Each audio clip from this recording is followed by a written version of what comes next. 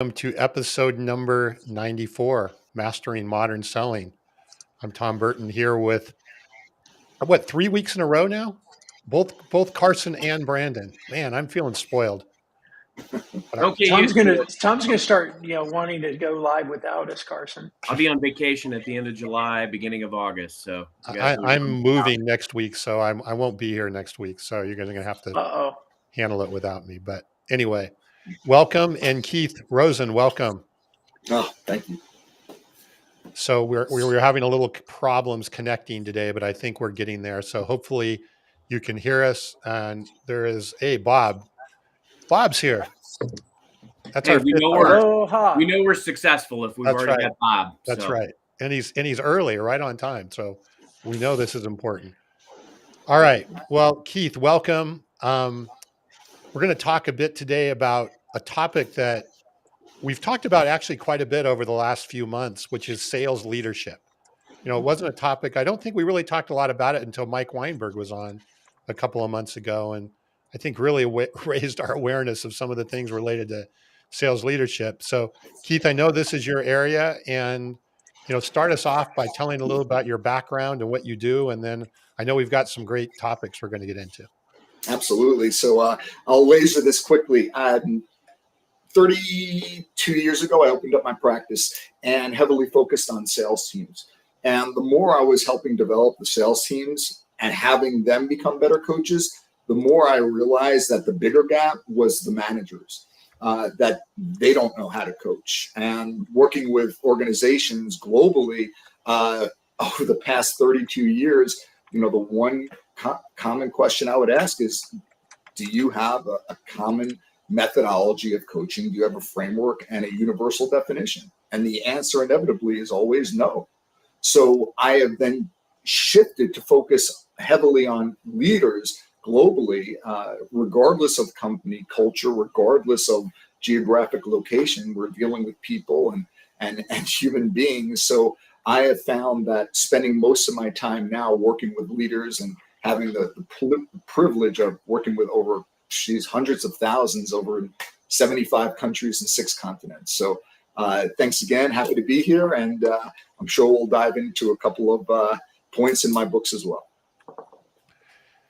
I have a question just to start things off, and then Brandon, Carson, please jump in on this. But Keith, it sounds like you pretty much focus on sales leadership and helping people transition into sales leadership, sales coaching.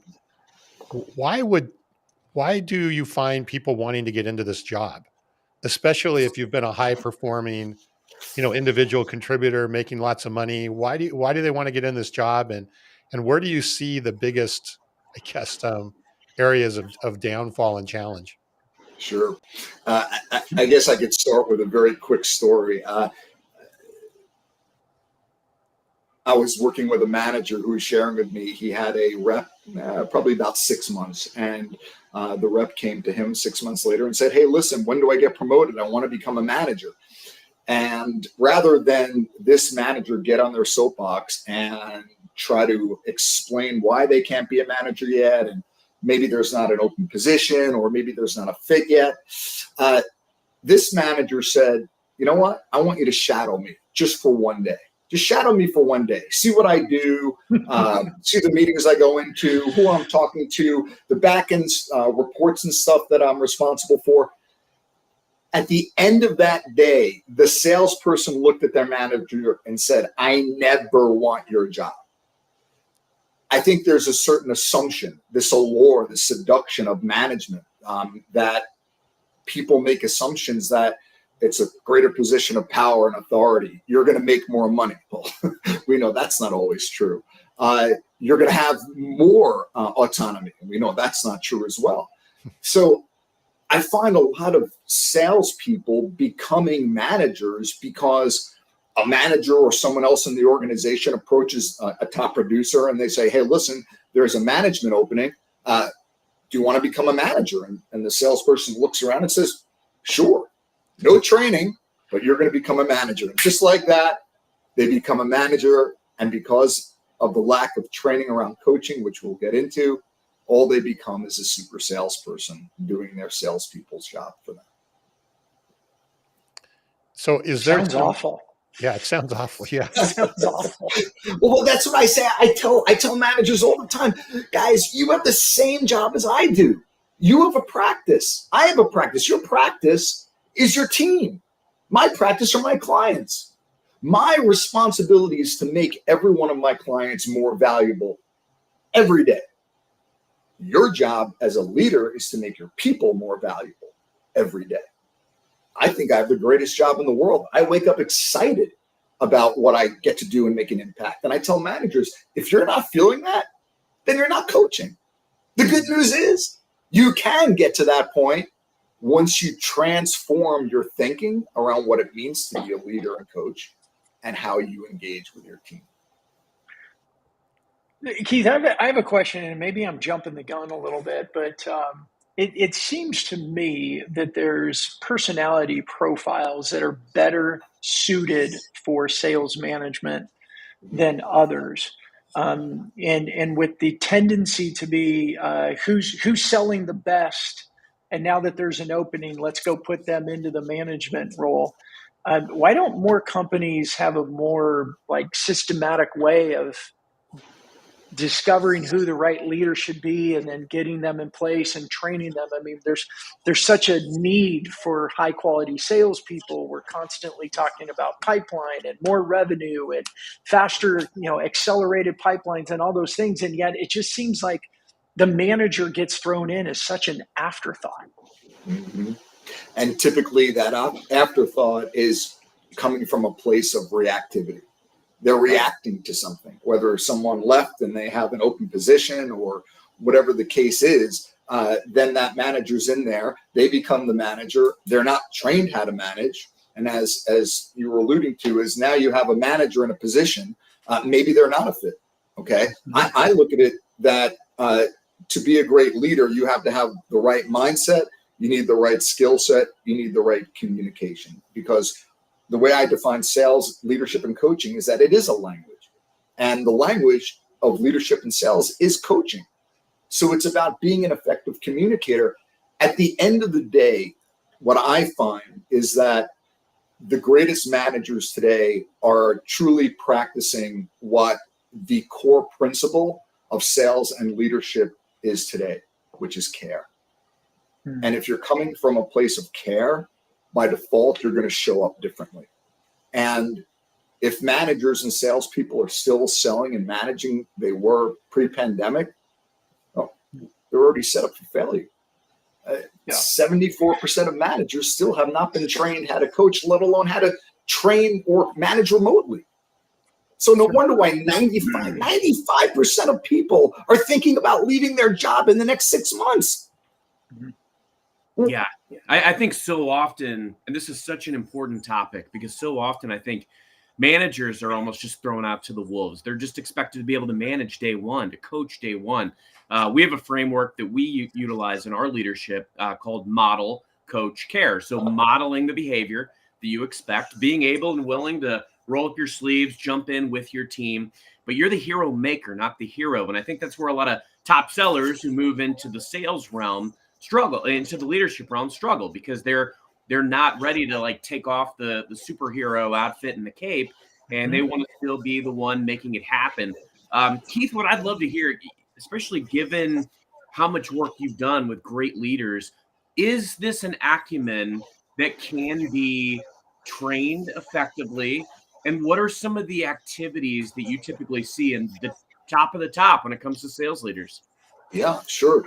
And I want to also build off what Brandon was saying is in terms of personality profiles and recognizing what makes a great leader, other than the mindset of really putting others first, is what I've seen to avoid the problem, Brendan, that you were alluding to, is companies that have a good handle on developing their managers will have, for example, a high potential program for their top sellers, right? And I know you guys are familiar with that. So they'll take their sellers that want to be a leader or want to be a manager and start developing them, putting them in management training courses. So they have that opportunity to really get their feet wet without being thrown to the wolves and are immediately responsible for, P&L and revenue numbers.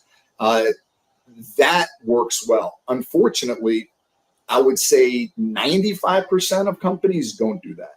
And when they're thrown to the wolves, that salesperson who was a top seller and now they're a manager, they know how to sell. So let's play this out. I'm a manager now. You guys are my direct reports. You have a challenge or a question, you come to me. Well, I don't know how to coach. I don't know how to lead a conversation with questions, but I do know how to sell. And I'm thinking in a nanosecond, I've been in that person's position before. So what do I say? Hey, listen, you know what? When I was in your role, this is how I handled it. So you should do this too. And now that rep goes out and executes on it. And the challenge is you can't scale dependency. You can't scale dependency. You can't have a line of people out your proverbial door waiting for you to solve their problems, because now you're just being the quintessential chief problem solver. And you're actually adopting and taking ownership of everyone's problems once you try to solve them, which leads to two things. You're robbing people of the very accountability we want to instill, and we're certainly not making them independent, critical thinkers.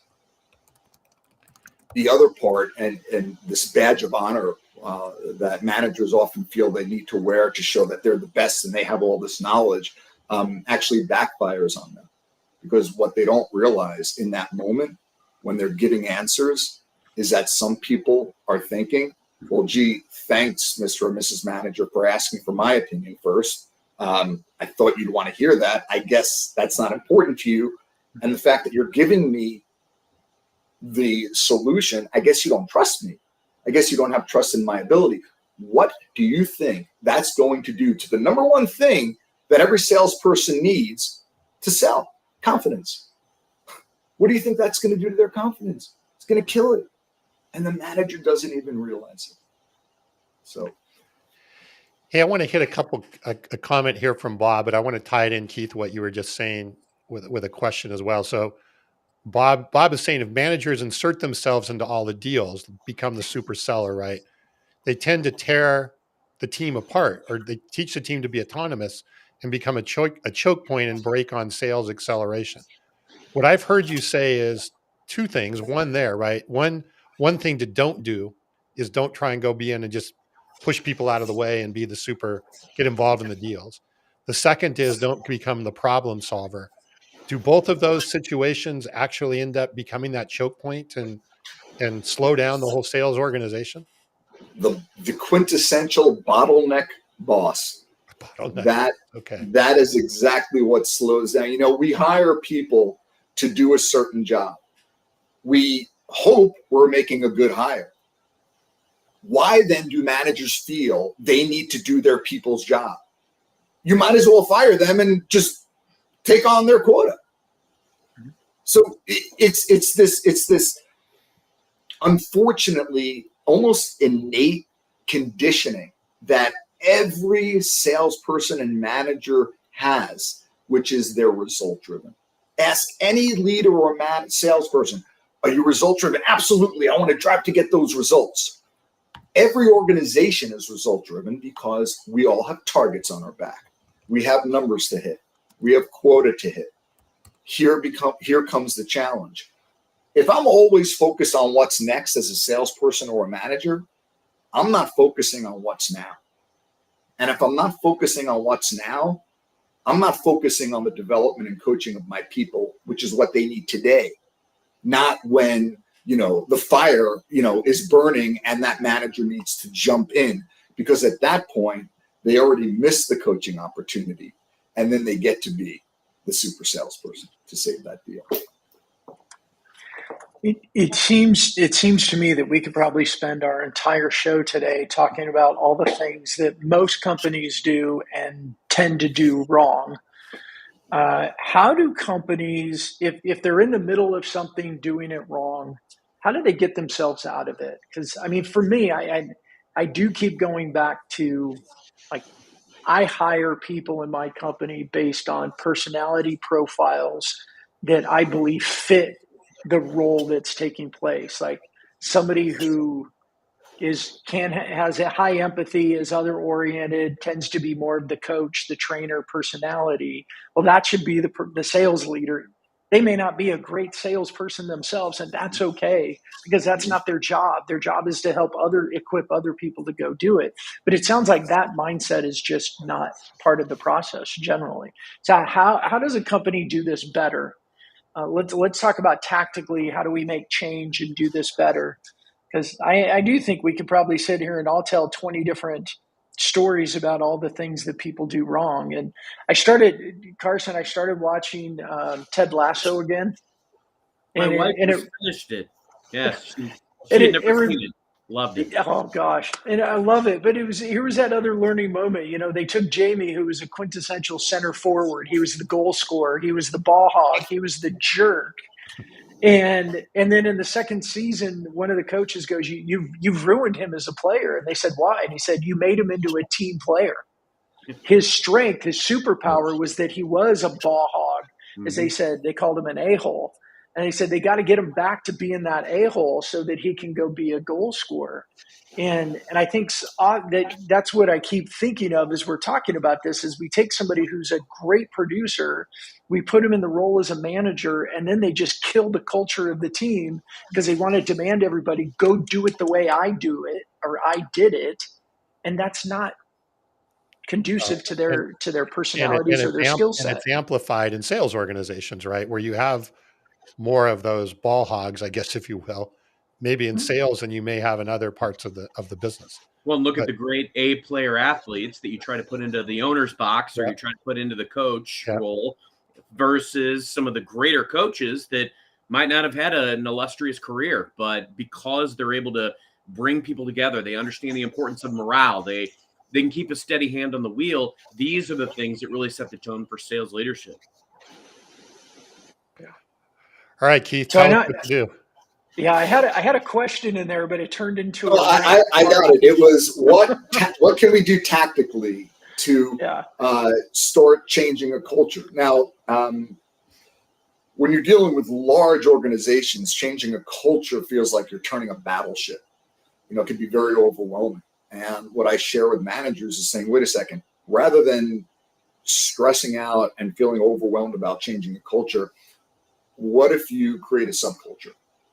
And they say, well, what's a subculture? I say, well, it's a culture that exists in a culture.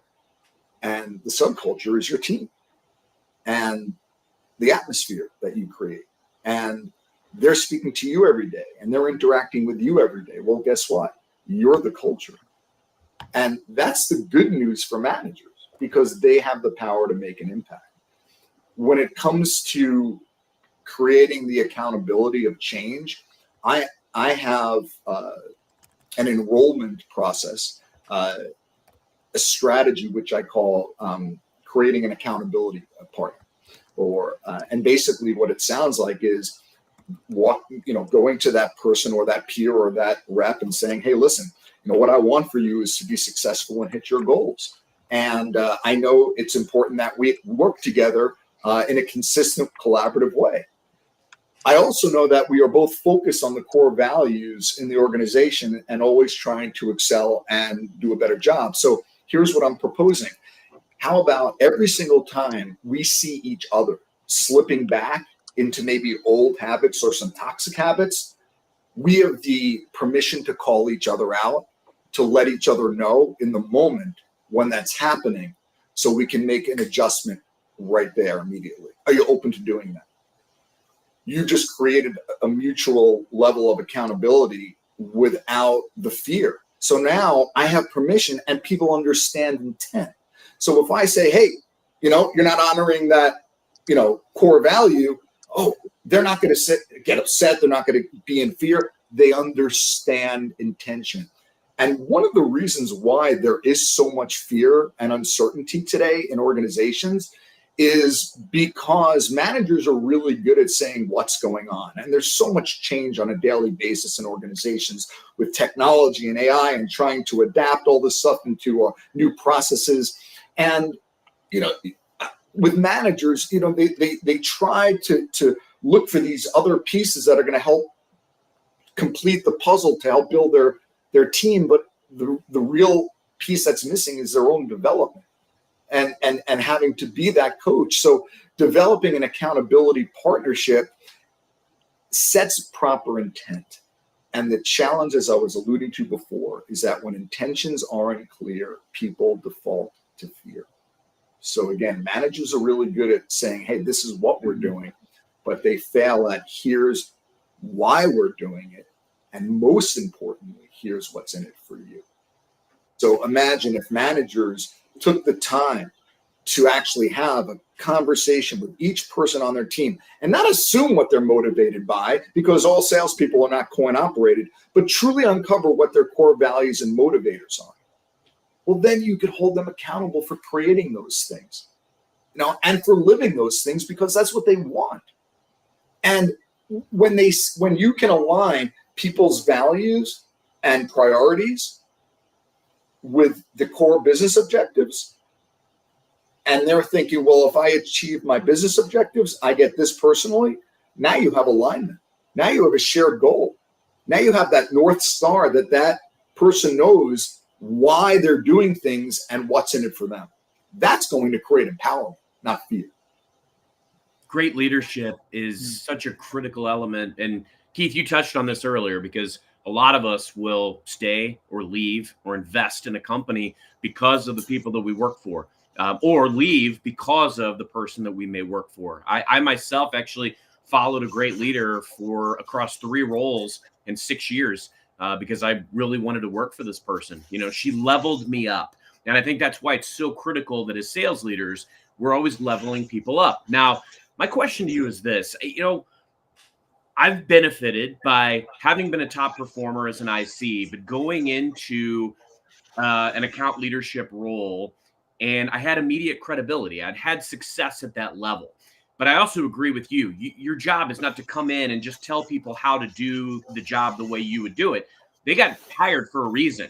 Their unique role is to figure out how to do with their unique skills and superpowers, how to be successful. Now, can I help them see around corners better? Can I help guide them? Can I support them? Can I evangelize them? Help them on their career path? Absolutely, yes. But we talk a lot on this show about how much has changed in sales. The more things change, the more things they stay the same. We've obviously got a lot of new technology. We've got AI. We've got automation. We've got new ways to meet our customers. But on the flip side, the fundamentals of sales are still the same. How can we as sales leaders still keep our act sharp, knowing how to effectively coach our team when everything around us, including the tooling, the reporting, and the ways we touch our customers, is changing? There are unbelievably so many distractions. I couldn't agree more. And these distractions, I think, to your point, are actually taking us away from the core essential competencies and skills of a salesperson. Even if you look at AI, right? And AI is only as good as the information that it has, right? It's only as good as the information that's being inputted. Therefore, AI cannot do something. It cannot be creative. Correct me if I'm wrong. It cannot create something from nothing. It creates it from the data, but it can't be creative as 2 human beings having a conversation and saying, wait a second, if we do it this way, we might get a better result. My point is that there are new conversations that salespeople need to master. And the new acumen that they need to develop is becoming a coach as well. It's not just the manager who has to be the coach for their peers or for their employees. It's your salespeople and ICs need to be a coach for their customers. Because as I mentioned before, the new sales methodology is care. How do you demonstrate care in a conversation? You're not going to do that by automating your sales process, because the one thing you can't automate are relationships.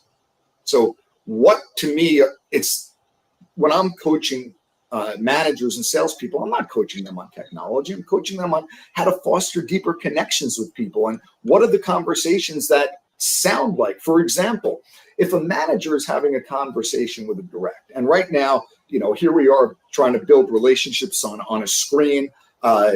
some people make the assumption it's more difficult to build a relationship on a screen. I personally believe that's not the case. Of course, there's no substitute for face-to-face. However, it's the conversations that help engage and fortify relationships. So when was the last time you were sitting down with your manager and your manager said, I know we're always talking about business and hitting our numbers.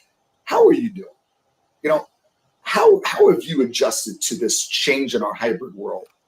What's working well for you? Because I'd like to know, maybe there are things that you're doing that I could be doing.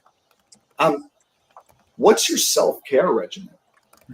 Because self-care is non-negotiable. How do you turn off work at the end of the day so you can be present with yourself and your family? How do you set boundaries if you're working at home so that you can honor your personal priorities and your business priorities? No one's having this conversation. Why? Because no one's ever had a need for it. So it's one of those quadrants where we didn't even know it. And now that I'm putting it in front of a line of vision for these leaders and they're having these conversations, they're increasing engagement. They're retaining their best people. The statistic of the exodus of people leaving has been reduced. The level of employee engagement today, or disengagement, I should say, is, I think it's horrific. It's 87 to 90% now. So these are things that could help reignite the relationships that not the salespeople desperately need with their customers, but the relationships that peers have and the relationships that managers have with their team. Man, Keith, I love that. You know what's so cool about this is that we were going to have this conversation around sales leadership, and it ended up becoming this conversation about caring about people, and therefore we become better leaders, we become better companies, and people do better in their jobs by helping them know better who they are. You talked earlier about aligning their personal values with their job and the company values. Like, that's how we get the best out of people. And it seems for me, I mean, as a founder and owner of a company, these are the things that I care about, right? I want to empower my team. I mean, one of the things, and I know I get told I'm a little Pollyanna, but everybody that comes to my company, the first time I meet with them on their first day, or as soon as I can meet with them, it's like, hey, my goal for you is that when you leave our company, you are better than you are today. And I want to partner with you to be better. Now, why do I do that? Part of it's selfish, to be honest. And part of it is it's genuinely who I am. But I know the selfish part of me is when I actually care about people, they work harder, they work smarter, they care more, they stay longer, and then they recruit their best friends and relatives to come in and fill positions as well. And it doesn't matter if that's in a sales role or any other role of a company. So, man, just, big old massive fist bump to bringing care about people into a sales conversation. Thank you. Awesome. Appreciate that, friend. Yeah, the two biggest themes that really have jumped out at me during this conversation that I love were care, and then you can't scale dependency. And Keith, what I'd love to get your thoughts on is, I can tell you, having been a manager at a very young age, I probably made just about every mistake you can make as a manager because I didn't have a lot of training. I think sometimes we throw our managers out to the wolves. You promote a top seller. I was that guy. I tried to befriend my team. I tried to be their feel-good go-to person. And I jumped in, did their job with them and for them. And, it just wasn't always the right move. And what sometimes that sets up is that you don't have that ability, that conducive environment to have that mutual accountability. And I think back in my career, what has been the best interactions that I've had with managers that I really respect? And sometimes it's that almost constructive feedback, painful, in the moment back where I'm really agree with that. Are right? Sales leaders have a challenge often in giving that constructive feedback, having tough conversations for the betterment of their personnel and of their team. How should sales leader how they can do a better job in feedback, not putting stuff jumping right in for the betterment of their employees. Yeah, thanks. I actually would go back to Brandon's point. I love when you're hiring people and what you do initially. What you say, I use a different word. I just call it enrollment. You set positive intent. You said, listen, what I want for you is for you, when you're ready to leave this company, more valuable than when you started here. Versus you got to hit your quota. You got to hit your numbers. Here's your scorecard. Here are your commitments. If I had a leader say what you shared, I would be fully engaged immediately. The byproduct is I'm going to hit my number. Okay? People aren't motivated. Hey, do you hit your number? Do you hit your number? Do you hit your number? Are you hitting your goals? How many meetings do you have? What's going to close this quarter? What about the other conversations that are happening? What about the process? Hey, walk me through these conversations. How is it going? When you were having that conversation with a client and you said it was difficult, how did you turn it around? What questions did you ask them? Managers are missing the opportunity to coach the process, and the challenge is because we're so result driven, don't coach the result. You coach the process. And to your point about, because I'm getting back to your point about enrolling and difficult conversations, if you're starting by setting positive intent and letting people know what you're doing, it removes the fear. It's sort of like if I was a manager and I sent an email to one of my ICs, and in the email, in the subject line, it said, in all caps, please call me ASAP. What are you thinking? Okay, definitely nothing positive. Not, hey, my manager wants to tell me how amazing I am. You're thinking, what did I do wrong? Did I just lose a deal? Am I going to be put on the infamous PIP? And then I call you and I just want to say, hey, listen, I just wanted to take a moment and acknowledge you for closing out the quarter strong. You started slow.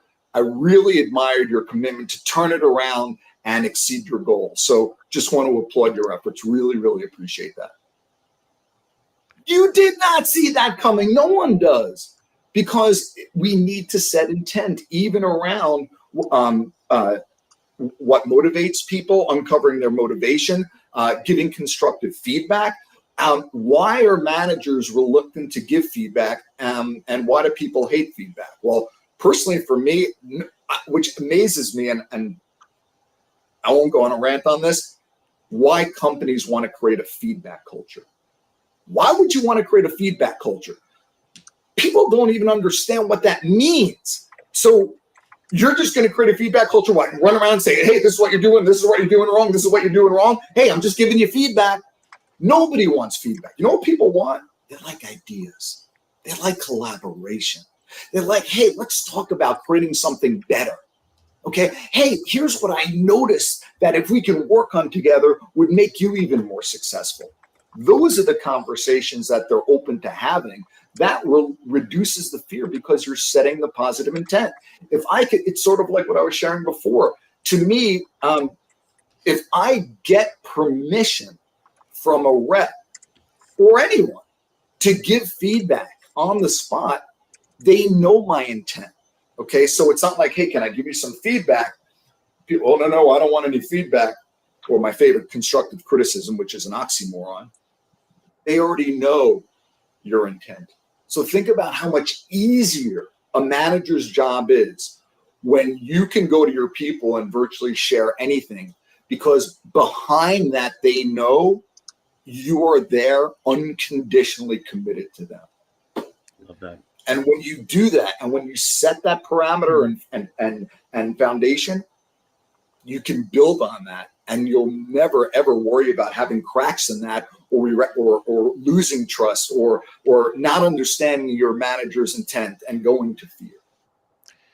You know, Keith, I think I'm hearing you saying even something more than coaching the process, right? I think I'm hearing you say, coach the development of the individual, which goes beyond the process, right? The process is a piece of that, and actually stay away from, or maybe certainly not emphasize, coaching the outcome, right? What you said there.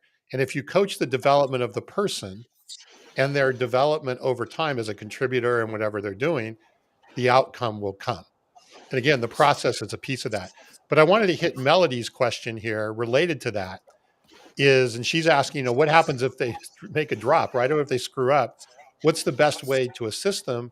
And is there a point and maybe this is kind of a second part of the question is, if you're finding that somebody's just probably not a good fit, right? When do you know that and what do you do?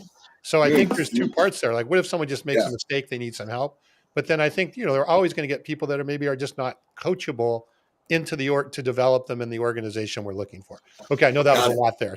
No, I actually got 3 questions in there. So let's take them. Number 1, fire is burning, manager has to jump in. That means one thing: they weren't honoring the ABCs of leadership. Always be coaching. Because if they were coaching all the time, that's when they recognize challenges when they're this big before they become this big, which no one can miss. If you're coaching all the time, you'll have that opportunity. That's number 1. If at the point the fire is burning, forget about it. Coaching gets thrown out the window. You already missed the moment. At that point, you would do a postmortem. So that point, you could sit down and say, hey, listen, we got through this issue. We got to the other side. Let's sit down and talk about what you and I need to do to put together a strategy or a process so we can avoid this from happening again. Postmortem. Okay. The other thing about dealing with an underperformer or not a fit, there's a strategy I have called the 30-day success acceleration program, or said a different way, a 30-day turnaround strategy. I write about this in my book.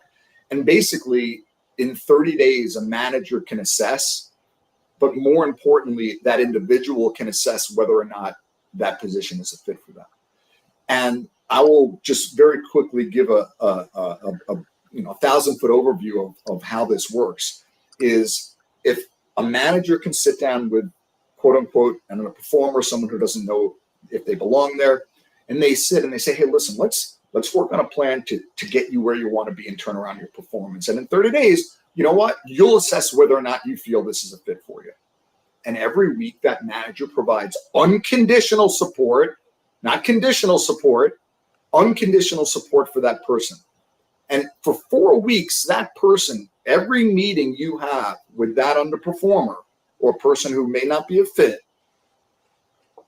they are making commitments that they will honor for the following meeting. If they're not honoring their commitments, at the end of 4 weeks, you didn't fire them. They fired themselves. They self-selected out. And that's the point. I've never met a manager who likes to fire people, because at the end of the day, managers truly do have a good place. They're coming from a good place. It doesn't mean they know how to express that. But if we look at a situation like this, rather than be the manager that throws people under the bus, puts that underperformer, throws them to HR and put them on a compliance plan, which, by the way, is your legacy, how do you want to be known? Do you want to be known as that kind of manager, or the manager I'm referring to that provides unconditional support, where at the end of 4 weeks, that person every week had an opportunity to honor their commitments or not? They chose. This is why managers never have to fire anyone again. People will either opt in or opt out, and you get to look like the hero because your team still talks. So now go back to the legacy question. How do you want to be known? Do you want to be known as the person that throws the people under the bus? Or do you want to be known as the leader that demonstrates unconditional support? And that's the legacy you're leaving. So I always like to ask, if you ran into one of people you managed, 10 years from now, what would you want them to say about you? Or if you ran into yourself 10 years from now, what would you want to see? What type of brand and legacy would you have wanted to create? So that's the 30-day. The other point I want to make in terms of mistakes, I want to give the audience a tactical strategy that they can use right now to start coaching immediately. I used to call it the 60-second coaching strategy. I actually timed it. It's 30 seconds. And I'm from New York and I talk fast. So I will share this with you guys. Here's the strategy that every single person here coaches, salespeople can use to coach in 30 seconds. Someone comes to you, let's say manager, we have the IC goes to their manager looking for help. The manager at that point is at a crossroad. They can either go one way and take that path to be the chief problem solver, do their people's job for them, or they could take this path and lead the conversation with a question rather than an answer. That's what great leaders do. So my response would be, hey, Carson, I'd love to help you with that, and I'm happy to share my opinion with you. However, you're a lot closer to this situation, and I trust you, and I trust your judgment. So what's your opinion on how to resolve this or achieve the results you want? Under 30 seconds. Wow. One question. Let's break it down. You're acknowledging that you will be giving them your opinion, just not immediately. Please, if there's one thing leaders walk away with today is this: seek to understand people's point of view before you share yours, okay? You know what you know. You don't know what they know. Seek to understand their opinion and point of view. You will always have an opportunity to share yours later. So I acknowledge the fact that I'm going to share my opinion. Then I say, hey, you're a lot closer to this than I am, and I trust you and I trust your judgment. Well, what's that going to do? First of all, they are a lot closer to the situation.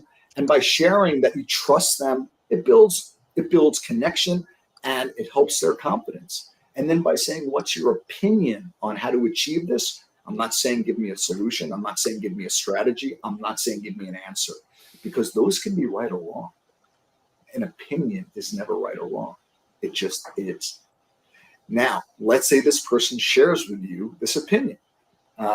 Now, a lot of managers are saying, well, Keith, if they give me their ideas and it works, well, that's great. But what happens if it doesn't?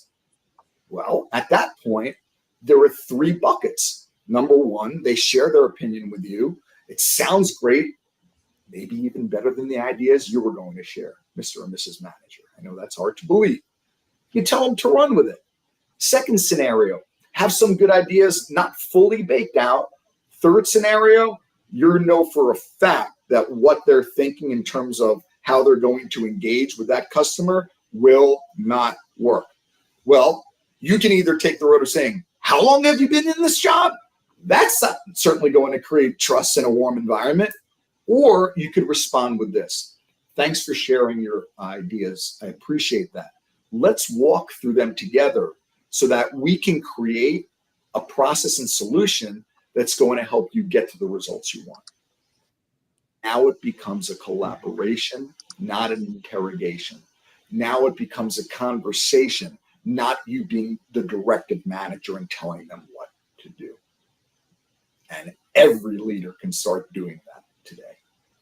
There's so many great principles that are coming out of this today, Keith. And I think, for our sales leaders in the audience today, I think one of the key takeaways, often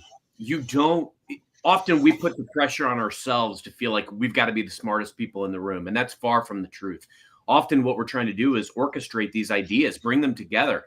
If I can replicate the best practice that someone over here on my team is doing with someone over here, it's not going to take food off the table for the other person.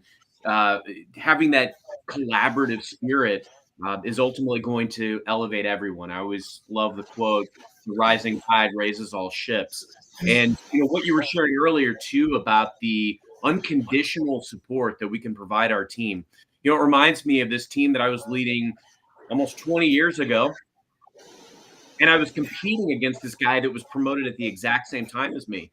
And they could never catch us. And the reason why is because his philosophy was, I'm just going to fire all my bottom performers all the time.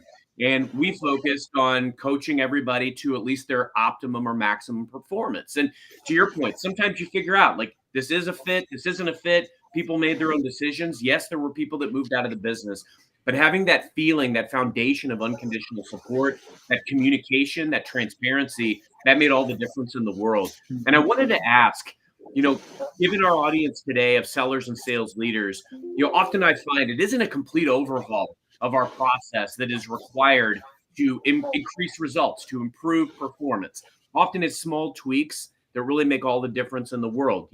I had a great leader who taught me the importance of, instead of just on a one-on-one, jumping right into the business, start with some personal dialogue.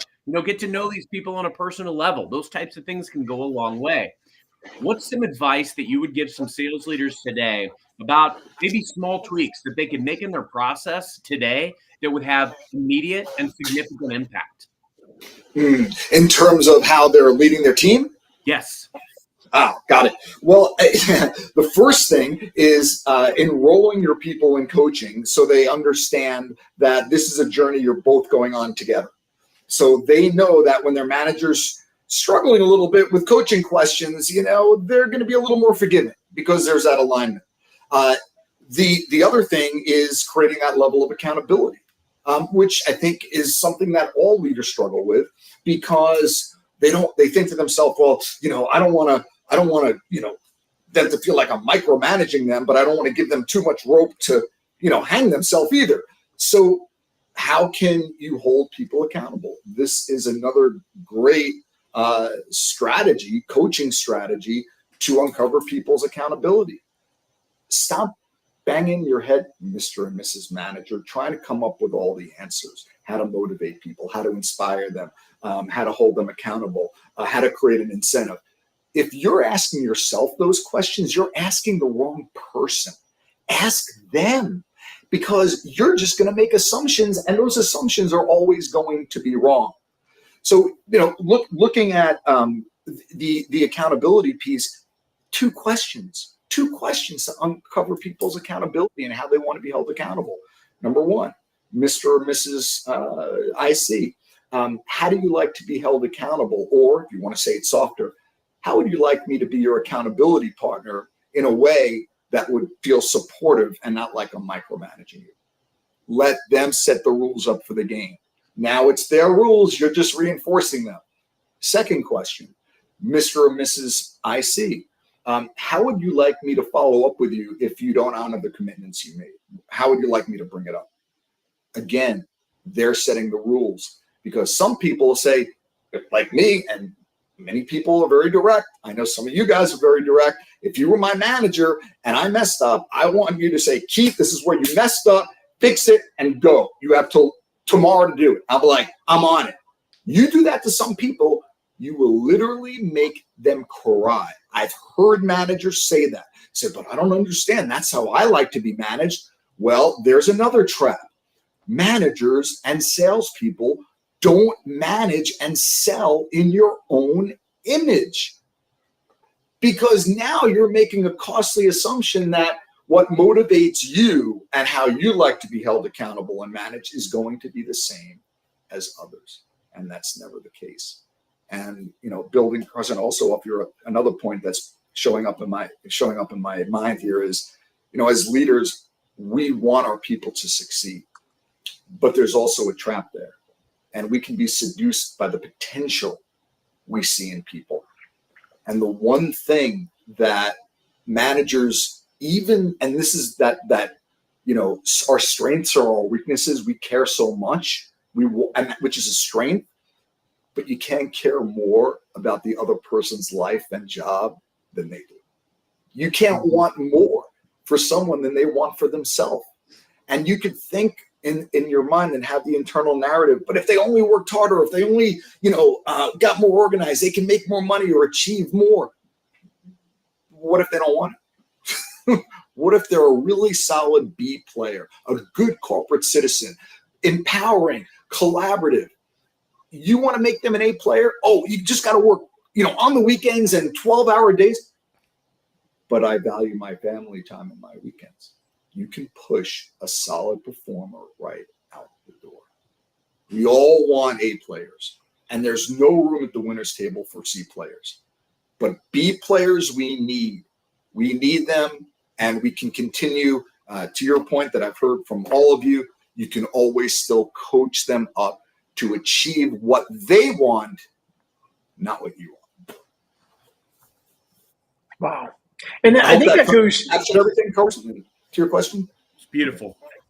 I think it was great. And I think it goes back to Rhett putting Peter Drucker's quote on here of culture eats strategy for breakfast. What you're talking about is making sure that we have a culture that cares about people, to know, like, I was in a conversation with our kids, actually, and my wife says, our culture has gotten so focused on excellence and the best and all this stuff. She goes, it's okay to be average and happy. Like, if that's what you want, it's okay to be average and be happy. We don't talk enough about the happiness side, about the joy side. It's, when our 11-year-old was talking to our older daughter about, well, why didn't you look into going to Harvard for college? My older daughter goes, I had no interest in going to a school like Harvard. And, for our 11-year-old to understand that, and that's what it's like, hey, it was okay to be average and happy. And it's not for everybody, but in a lot of cultures, we don't even make that an option for people. And what I'm hearing you say is having a culture where we're so focused on other people and their values and their goals. And yeah, maybe the C- player should go to a different company. But it's okay to have some B players in there and know that you're going to get consistency out of them. And what about, let's go beyond that. What about their great advocates, or their great motivators, or their great coaches? What if they're actually coaching the rest of their team and they have great relationships and they're able to bring people together? Well, that's certainly someone I want on their team who's hitting their number. Right. Keith, I have a question. As we kind of wrap up here. So I'm a co-founder in a software company. We're growing pretty fast, and we're getting a lot of pressure from our board to hire a CRO, Chief Revenue Officer, and as a replacement or an alternative to even a sales leader. Right? They're saying you don't need a sales leader, you just need a CRO. I've been pushing back because I think I see the role of the CRO, but I don't see it as a replacement for a sales leader. What is your take on this? And do you run into this where there's confusion between what a CRO does and a sales leader and their responsibility? I think this is a very common thing that, especially in tech companies, that people run into. To me, it's when I hear this, there are a lot of assumptions going on. So, for example, does the board assume that a CRO knows how to sell and can build a sales organization? What assumptions are they making about their role compared to a chief sales officer or a VP of sales? Do they know what a VP of sales does? Do they know what their role is? No. So to me, I always look at this again as a great coaching moment for you, is to seek to understand where are they really coming from. It's important, and this is actually another great tool to share with your audience here, is to leverage what I call springboard questions. Probably one of the most powerful coaching question that you can use. And a springboard question might sound like this. We don't feel we need a VP of sales because the CRO is going to be handle their responsibilities. Now, we can go two paths. We can get defensive and get on our soapbox and we're going to lose. Or we could say, well, wait a second. When you say we don't need a VP of sales, can you help me understand more about that? And when you say a CRO is going to handle it, how do you mean? Or if they say, you know what, it's just going to be more stressful or more difficult. Well, when you say stressful and difficult, can you say more about that?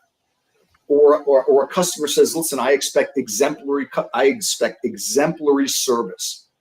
Well, salesperson can say, oh, of course we give great service. But they have no idea what exemplary service means through that person's eyes. Just like we don't know what happy, stressed, overwhelmed, successful, good salesperson looks like through other people's eyes. We have our opinion and point of view, but so do others. So we cannot assume that the words people use hold the same definition that we have. And that's why two of the most important words in sales and in coaching are be curious. I was going to say that. Yeah, it sounds like be curious. Because, and I even take it to the level of be insatiably curious. Try to say that 10 times fast. If you're insatiably curious by default, you're going to ask more and better questions. So it's really, and again, it really does tie into the mindset here of being present. Because if you're not present, you can't listen. Active listening happens in the moment. If you're not present, you can create new possibilities. Creation of new possibilities happens in the moment. So it might sound paradoxical, but when we have something that we want or we're looking to support people, the greatest leaders, salespeople, coaches actually detach from the outcome. They actually let go of their agenda when having a conversation. So, Tom, for your example, to me, I would just be really, really curious to understand really their point of view. Forget about my point of view. Forget about my agenda. I'm going to park that. Okay. I'm not pushing my agenda. I want to know what theirs is. So then I can align their agenda with what I can see and create that possibility where now, you know what? I didn't realize that's what a sales leader does. Now I get it. Well, what I hear you say is it creates conversation. It takes the opinion that just somebody may have an opinion, whether it's based on reality or fact or even best practices, just could be an opinion because they heard it on a podcast, right? That you need a chief revenue officer. So I think what you do is you create conversation and you dig through it and you end up in a better place regardless of the whole thing. But I just wanted to touch, go ahead. Sorry, Craig. This is a great, we could probably talk about this one all day. I think it would be interesting to see what that job description looks like. Well, that's what I was going to say. In their mind, right, a chief revenue officer generally is dealing with analytics, technology. They're looking at the numbers. They're doing a lot of things, which is very, very different than what we've talked about today. Very different role, very different mindset, very different type of person. So it's, anyway. No, you're not managing revenue if you're not developing your salespeople because you're going to have no revenue coming in. That's right. That's right. You may have the best spreadsheets in the world, but it's not going to beautiful spreadsheets. That's right. Beautiful. That's right. Gosh, now it sounds like the private equity group that bought my company and turned me into a spreadsheet jockey. I want to ask Keith before we wrap, what's your favorite song to play on guitar? Oh my gosh.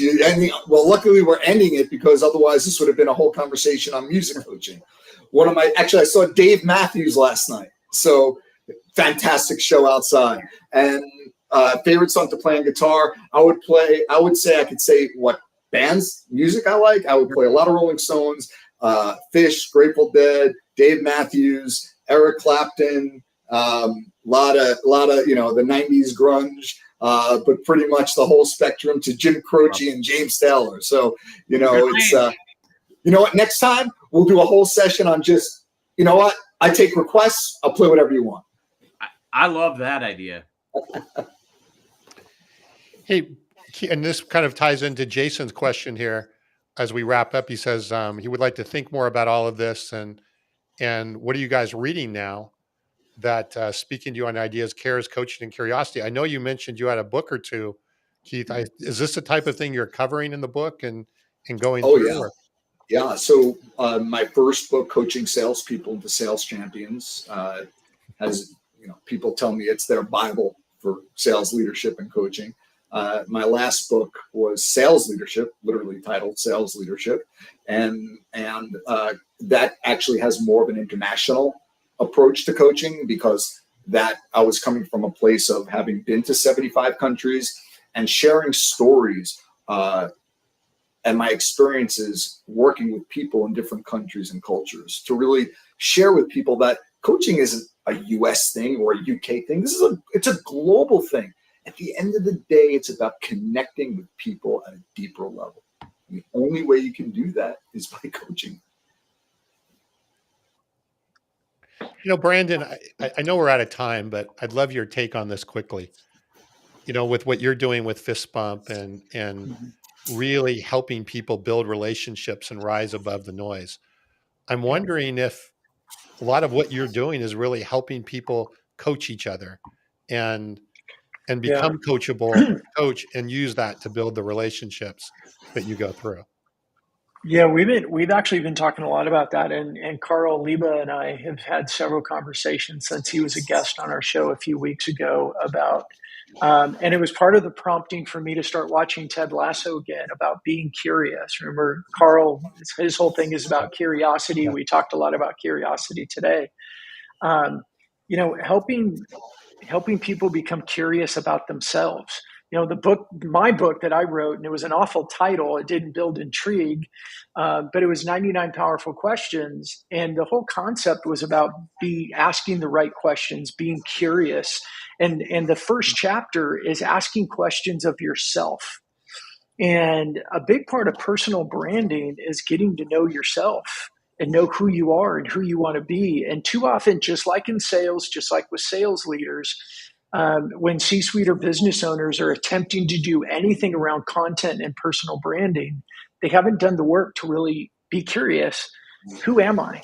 How do I want to show up? What are my three main topics that I want to talk about? What part of my humanity do I want to bring into this? Right? We show up at networking events and we have conversations all the time, but do you ever stop and think, hey, which part of my person, my humanity, my personal life do I really want to show in these environments? We would just kind of intuitively go in conversations that are fine. We back out of conversations we don't want to get to. We don't want to go full open Komodo and tell everything. But then when it comes to your personal brand, we got to think about it. We got to be curious. We got to create a strategy that says, this is really who I am. And too often, what leaders come up with and what they start writing about or they create videos about, they haven't thought about it. It's not as authentic. It's not disingenuous, but it's not totally authentic. And it doesn't sit well. It doesn't get engagement. It doesn't get viewership. And then they end up quitting and they go, oh, LinkedIn doesn't work. It's like, if you don't do that inner work, like everything else in life, it always comes back to therapy, right? If you don't do that inner work, coaching or therapy or something, and you don't have that clarity, it lacks power and it lacks effectiveness. Unfortunately, avalanches roll downhill. It starts from the top, and that's where the culture starts. It's interesting. I lost count how many leaders have shared with me. How do you coach the person who's not self-aware? Well, they struggle with that because it's not a go do. It's a go be. It's a mindset. So how do you coach mindset? That's probably the areas where leaders struggle the most because it's not tangible. So to me, that's an opportunity for that person. And even to myself, like, how am I showing up every day? What would people say about me? Even coaching someone, if you sent that email out to you, how would you respond to that? Or the way you just engage with that person, if they engage with you that way, how would you react? Or, what do you think people say about you? What do you think your brand is today? You very quickly uncover their level of self-awareness. Keith, you've had some amazing insights today. A lot to think about. This is one I'm going to go back and listen to a couple times again. Yeah, for You've sure. had a few of those. Where can people find more about you? If they want to interested in your coaching, what should they go check out? Sure, I appreciate that. And I have tons of resources on my website, keithrosen.com. We just relaunched it. I have a couple of new ebooks out there on coaching that you can download for free. Actually, at this point, we're just launched another division, if you will, where we're trying to do a lot more philanthropic work in my organization. And one of the tiny steps we're taking right now is we're offering companies that might be struggling an opportunity for me to do an event for them, just like this, no charge, so that at least they could get some infusion to help support their sales leaders and managers, because maybe they're struggling and maybe it's not something universally shared where, we all know we need this coaching. Maybe half the company doesn't feel they need it.